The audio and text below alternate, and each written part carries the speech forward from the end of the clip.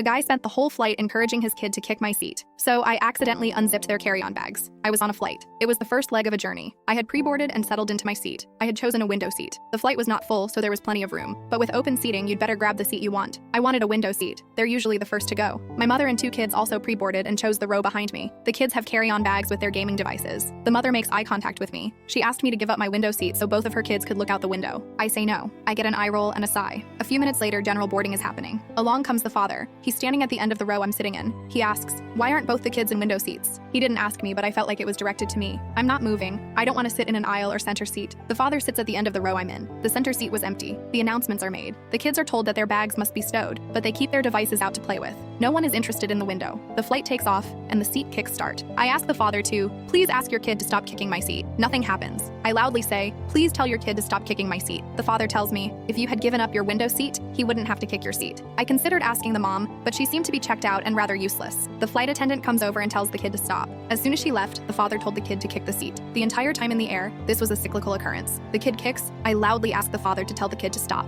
Father doesn't. The flight attendant tells the kid to stop. The kid stops for a few minutes until dad tells him to start again. This was a good deal of the flight. I keep shifting in my seat to get comfortable. It's torture, but I'm not going to let it ruin my day. I have a plan. I had one small bag in the overhead. An announcement was made.